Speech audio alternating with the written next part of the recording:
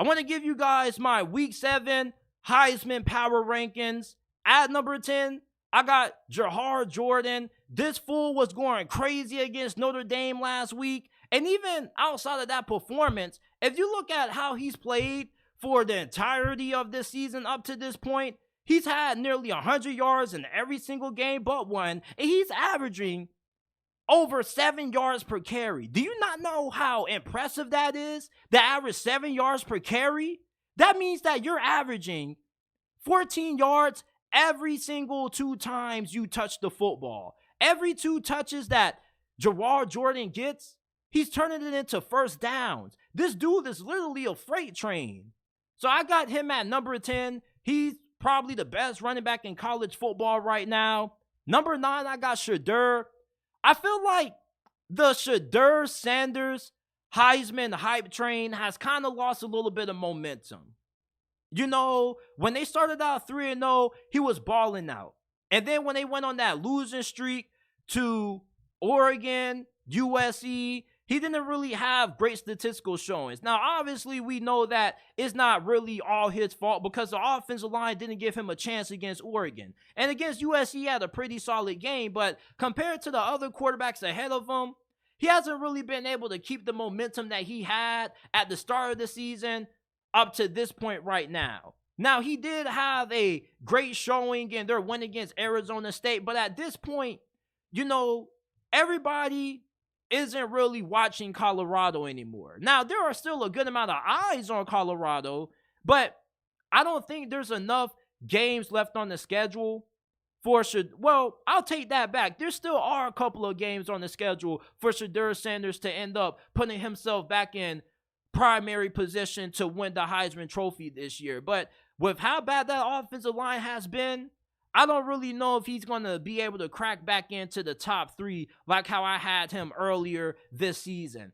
Number 8, I got Luther Burden, man. Luther Burden, to me, is the best wide receiver in college football. I'll take him over Marvin Harrison, which is insane. But, you know, Brett Coleman on Twitter, he was like, who the hell is this dude? And he doesn't really watch a lot of Missouri football like that. You can obviously tell because if you've been keeping up with Missouri, you would know that Luther Burden, it's not really no surprise that he's as good as what he's been this year. This dude was the #1 receiver coming out of his recruiting class not too long ago. So it's not a matter of if, it was a matter of when Luther Burden was going to start looking like a superstar. This fool in his last 3 games has went for over 100+ yards and 10+ receptions. This is insane. Against LSU, he was literally at one point Missouri's offense against LSU. Their secondary, with the multiple guys that they had starting back there at DB, could not guard just one receiver. That's how explosive and dynamic Luther Burden is.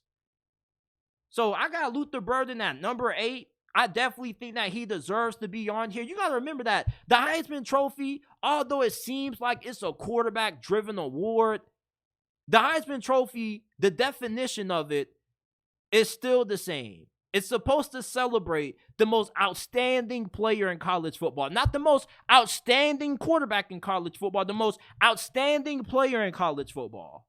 And I feel like not having Luther Burden on this ranking would be a disservice to what the Heisman Trophy is supposed to represent.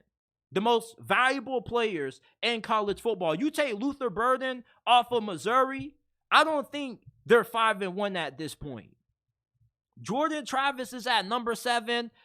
The Jordan Travis hype train is still rolling strong, but they haven't really had any big-time wins of late outside of that win against Clemson. And even in that game, Jordan Travis, he played good, but I didn't really see a Heisman-worthy performance out of him in that game. Because FSU, for the first half of that game, their offense struggled. Now, they did turn it on in the second half, but I just wasn't insanely blown away by Jordan Travis. He hasn't had any performance, anything like the week 1 performance that he had against LSU. Now, he still has a chance to improve and get higher on this list. But for right now, I got him at number 7. Dylan Gabriel, he's at number 6. I didn't have him on this list previously. I do now due to the performance that he had against Texas. And I'm going to be honest, I didn't think that Oklahoma was going to be able to beat Texas. Now, I gave them a shot, but I wasn't really insanely confident that, Oklahoma would be able to slow down Texas offense. But to their credit, they were able to do that and then some. I mean, that was one of the best performances that we've seen against that Texas offense all year. So you got to give a big round of applause to how Brent Venables had that team ready to play and how Dillon Gabriel performed in that game. And Oklahoma fans, prior to this season, they weren't really all that high on Dillon Gabriel, just based on the comments that I've read about Dillon Gabriel, because they got a really highly touted quarterback that they got from the previous year's recruiting cycle that a good amount of Sooner fans thought could have eventually took over at quarterback for Dillon Gabriel if he was inconsistent like how he was last season. But he's been consistently good this year, and he's a really good runner, which kind of has taken me by surprise. I didn't think he was athletic as what he's shown this year.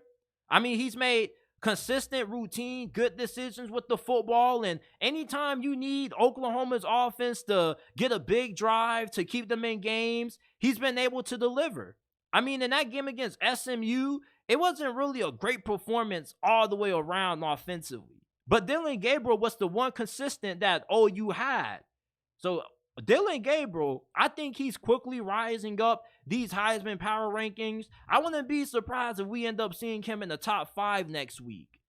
Now, at number 5, I got Timothy Brock Bowers. This dude is the greatest tight end in college football history. Now, I don't know about all of the great tight ends that have played the game of college football. I'm only 21 years old, so I'm sorry to all of you older age college football fans out there who are going to listen to this. I'm sorry if I don't know about all of the other great tight ends that have come before Brock Bowers, but in my eyes, I think this fool is probably going to be the best tight end that we may ever see.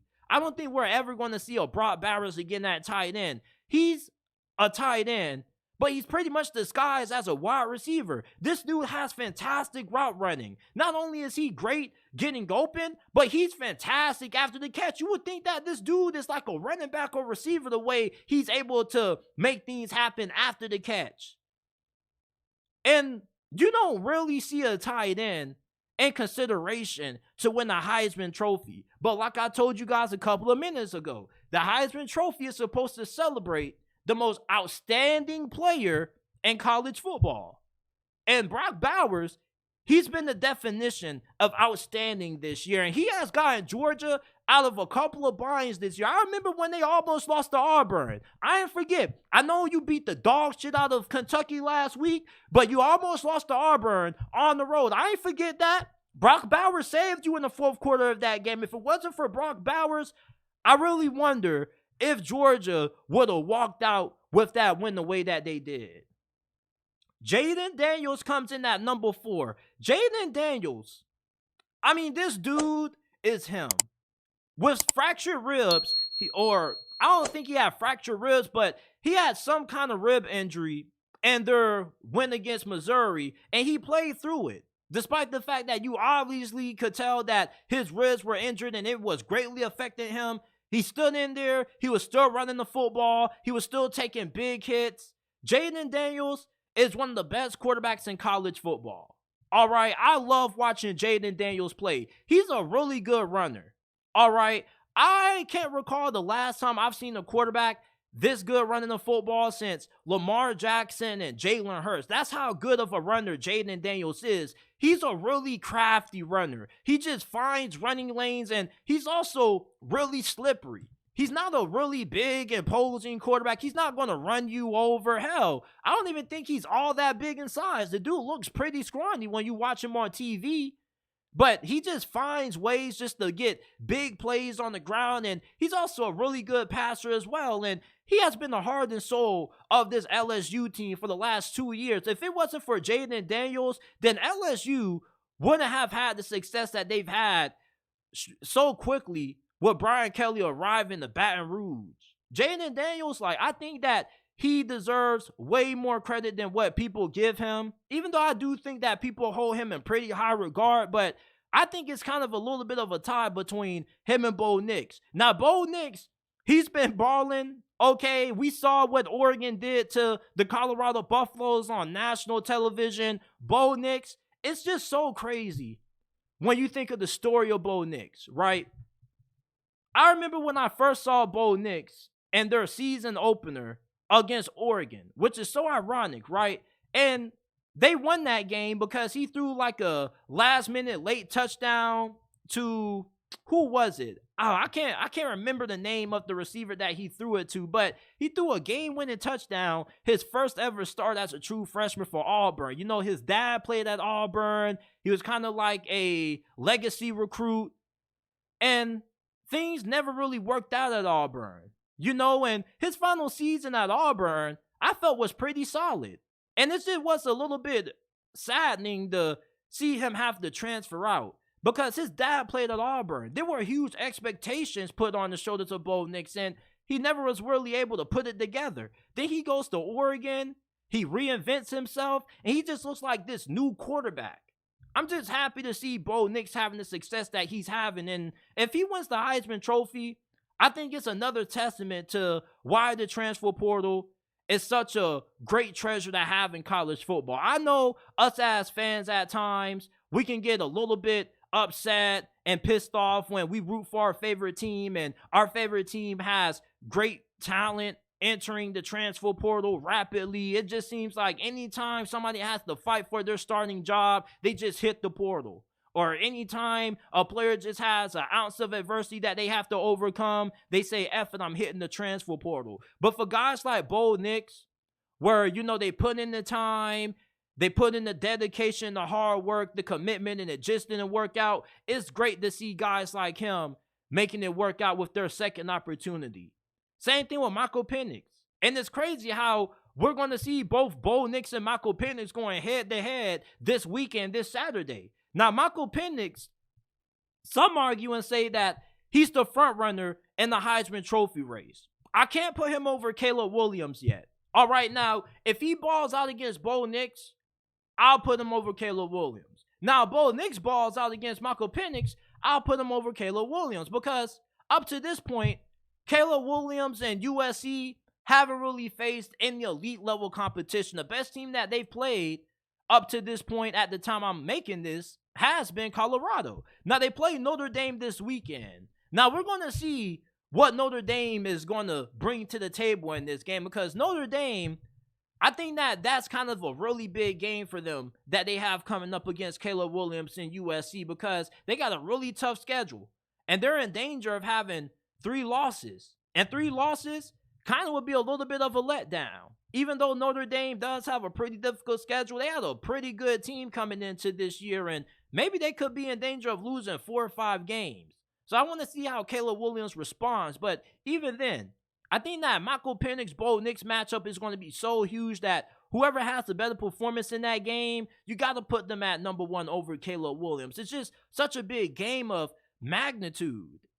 And you look at Micheal Penix at Indiana, you talk about Bo Nix' story at Indiana, bro, I don't think he ever finished a season. The only good season that Micheal Penix had at Indiana was that 2022 year, that COVID year when everything was just weird as hell. And you knew it was a weird year because Indiana was actually good. Indiana is one of the worst teams in all of college football right now. So the fact that Micheal Penix can go from arguably one of the worst programs in Power 5 to Washington to go to a premier Heisman contender is another great story. And I'm rooting for either Bo Nix or Micheal Penix to win the Heisman Trophy this year, to keep it a beam with you. Like, these stories are just so incredible. But these are my Week 7 Heisman Trophy Power Rankings. Let me know your thoughts on this down in the comment section down below. Who's too high? Who's too low? Who got left off this list that should be included on this list?